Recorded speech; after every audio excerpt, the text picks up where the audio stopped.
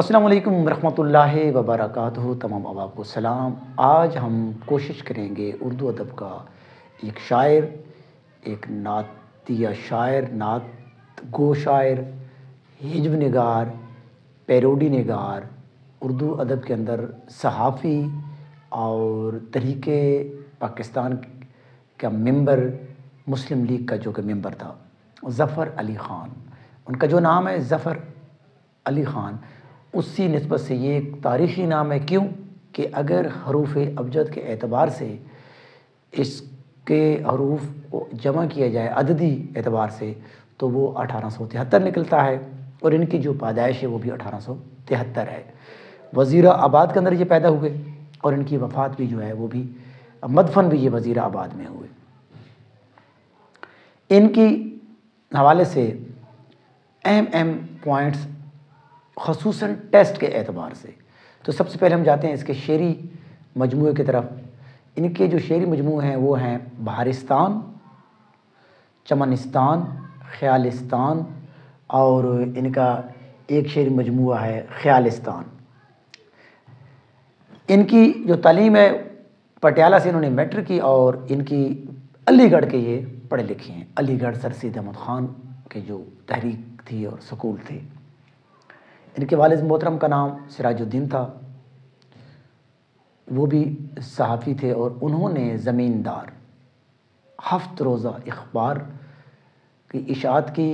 ان کی وفات کے بعد ظفر علی خان نے ان کی ادارت کی، اور زمیندار کی پیشانی پر ایک شعر لکھا جاتا تھا۔ اس کے حوالے سے بھی سوال آتا ہے کہ نور خدا ہے کفر کی پیشانی پہ خندہ زن، پھونکوں سے یہ چراغ بجھایا نہ جائے گا۔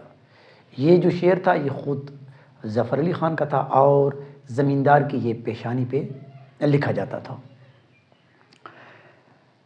زمیندار ہفت روزہ تھا، اور یہ کرم آباد کے بعد یہ لاہور سے پھر زیر ارتباط رہا۔ یہ نظم کا بہت بڑا شاعر تھا۔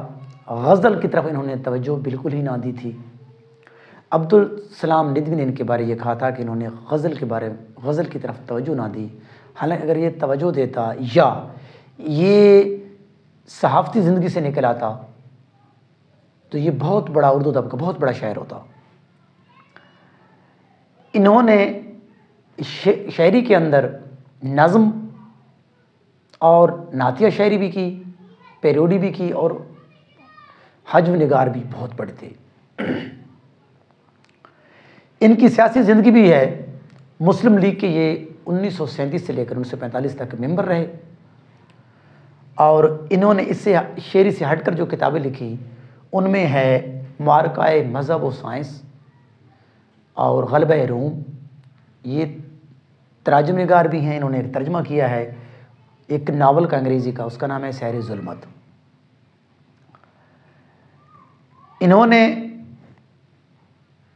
شاعری کے اندر اور اپنی وہ جو زمیندار اخبار تھا اس کے اندر جو شعری اشعار ہے حب الوطنی کے لیے، حریت کے لیے، اس کے بعد یہ 14 سال جو ہے نا قید و بند کی انہوں نے صوبتیں بھی کاٹیں۔ اس لیے یہ حبسیات کا بہت بڑا شاعر ہے۔ فیض احمد فیض بھی رہے، مولانا حسرت موہانی بھی رہے، اور مولانا ظفر علی خان بھی رہے۔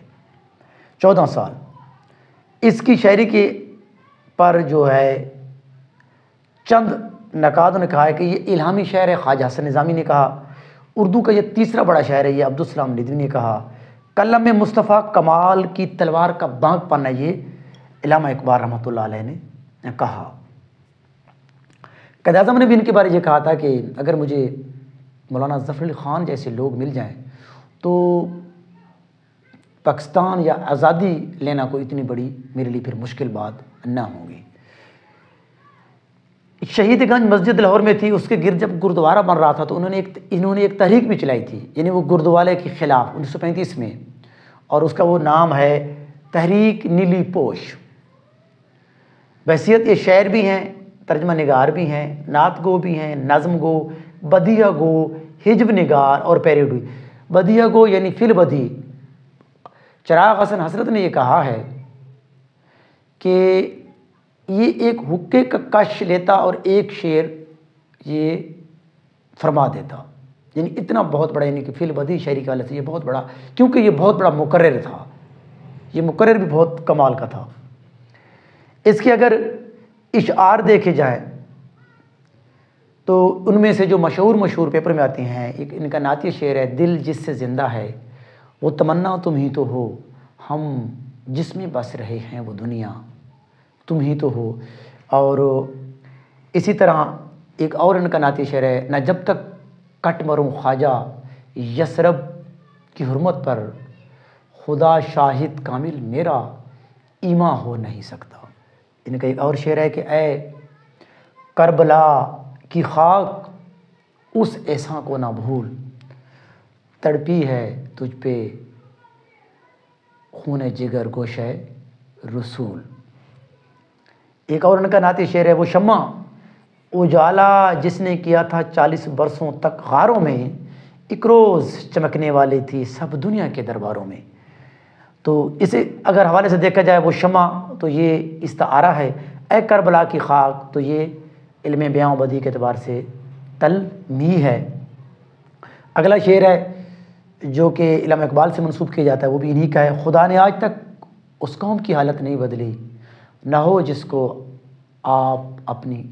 جس کو خیال آپ اپنی حالت بدلنے کا۔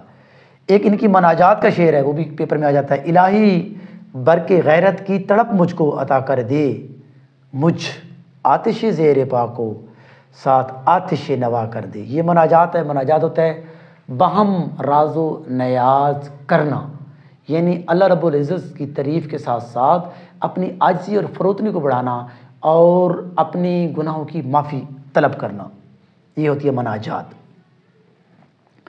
ایک ان کی پیروڈی ہے جو کہ اقبال کا شعر ہے، جعفر از بنگال و صادق از گجرات، ننگ آدم ننگ دین۔ تو اس حوالے سے انہوں نے اس کی پیروڈی کی ہے، گاندھی از گجرات، بھاوے از دکن، ننگے پاؤں ننگے سر ننگے بدن۔ تو ان کو جو خطاب ملا ہوا ہے وہ ہے بابا الصحافت۔ اپنا خیال رکھیے گا، بہت شکریہ۔